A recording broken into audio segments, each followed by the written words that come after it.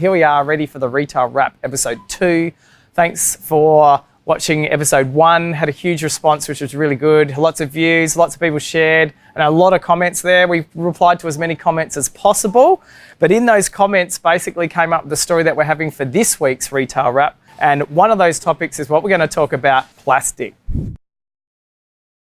And it all came up because one of the comments below from Paul, he mentioned how he had a major dilemma. He was in another branded supermarket and couldn't buy loose leaf vegetables or loose leaf products like the loose lettuce that you can get. He then asked the store why they didn't have it, and they responded with a lot of people were touching it with their hands, so they couldn't have it anymore. I don't know if that quite adds up, and when you have a look around at some of the big chains there, they're all taking loose leaf out. Maybe it's a bit hard to deal with. Maybe you don't make as much money on it. Who knows? It's amazing that when you go around supermarkets these days, every single thing is packaged, and that's the lifestyle that we've all become accustomed to living. The interesting part about that is, where will it stop? There's a supermarket that's just opened up in the Netherlands that has a plastic-free aisle. And you're looking at that, doesn't look like too much plastic free. Obviously everything is packaged because everything has to actually come to the store somehow. So there's got to be a way that you can have the convenience of the consumer and getting the customers what they want. So let me go show you what I'm talking about.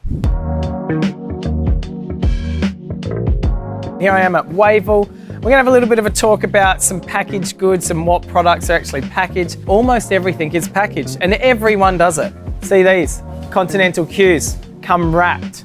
We have so many people come up and say to us, how can you take the packaging off? Why do you have packaging on this? There's actually a reason for this one, is that the Continental Qs actually last 3 times longer when they're wrapped in plastic. So once again, it comes back to the consumer wanting longer life out of the product. So you may wonder, why are we putting lettuces in plastic bags? It's the worst slip and fall offender in a supermarket, and I know we're not the only people having that problem. These bananas here, they're a lot smaller than our normal spec. They're for children's lunch boxes, and they actually don't suit the rest of our spec quality bananas. They're great quality, but the look of them and the size of them, the average customer won't go for them. So this is another product. This is aimed at a kids range. It's in a recyclable bag, so that can only be recycled. You also have a biodegradable bag that gets broken down into larger bits, and then a compostable bag which breaks down totally. The Australian federal government has pledged to make packaging reusable, compostable or recyclable by 2025. That's a fantastic initiative. We as retailers have a long way to go, and we need to be making sure we can do everything we can to make sure that the environment is left in a better place. So there's some very good reasons why things are packaged. For some reason, you can see behind me, the grapes are in bags, and this is for a reason of stopping slips and falls, which is probably the worst thing that can actually happen in a supermarket, is people slipping on grapes. There's been some huge cases of that in the past.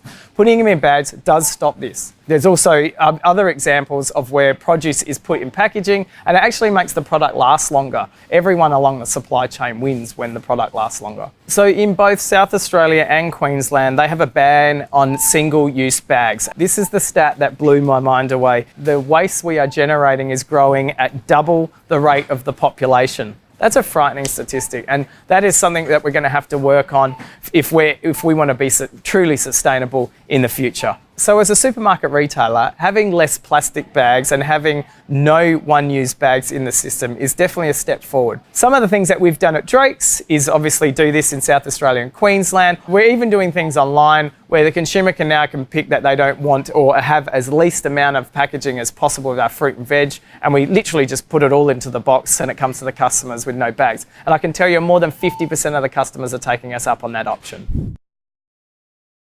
On to the next story, Coles Little Shop. Who would have thought that Australia's fascination with miniature things has taken it to this new level? Everyone was talking about how they were worried about products, how they were, they weren't recyclable, and there was problems with that, the way they're looking. They're not good for the environment, and there was all these complaints. And then Coles turns up with a 5.1% growth, outperformed anyone in the market. It's not going to end there though, is it? No. Coles have just delighted everyone, bringing out a private label Christmas edition. Well played, Coles, good effort. So obviously, not to leave any idea unturned, Woolworths has come out with their Woolworths Christmas pop-outs. I've had a look at them. They look okay, I guess, but will they have the effect that the little shoppers had from Coles? I would think not, but let's see how it goes. Wishing them a very Merry Christmas. Our next news story is about fake news. Fake cherries. Imitation cherries. All jokes aside, it's not a fake news. Mind you, that's the caption I did read. It's not about imitation cherries. It's actually about counterfeit cherries, and the Tasmanian Institute of Agriculture is working with the Chinese to make sure that they're not counterfeiting Australian cherries, and making sure that when people are buying Australian cherries, they're actually Australian cherries and not fake ones.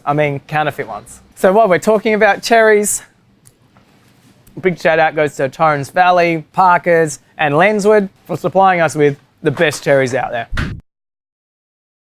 In cyber news, South Australia's opened a joint cyber security centre, which is going to be a collaborative effort. So the Adelaide Joint Cyber Centre opened in November, and it's a great thing for Adelaide. It's bringing all of the cyber experts under the one roof. It's a cooperative environment where people get to share their ideas and work on a serious threat, and one of the most serious threats that you could have in the retail industry. It affects everyone. Let's face it, who hasn't had a dodgy email or a credit card that's had to be cancelled? So how important is cybersecurity? A Microsoft Commission report estimates that Australian businesses are losing $29 billion a year due to cybersecurity issues. A recent report by risk rating organisation Security Scorecard has found that the retail industry is the second lowest performer in terms of application security. Why, you say? Well, the retail industry employs a higher proportion of younger, less experienced people. And number two, to remain competitive, retailers are adopting new payment and digital technologies, exposing them as prime target for cybersecurity. I understand and I know that we are PCI compliant, and I'm assuming that all retailers would be. But no, 90% of retailers out there are not PCI compliant. Did you hear that? 90%.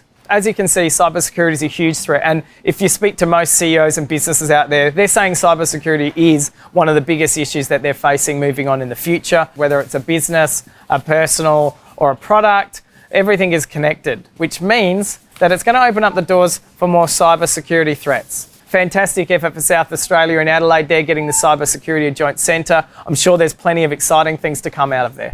So wrapping up today's stories, all of the stories have come from what the comments have been down below. So if you do want us to talk about something, leave comments down below. It's been great to see the community get on board. A lot of people in retail, which we're loving. I look forward to doing more episodes, and we'll be working on those moving forward. Thanks for your support.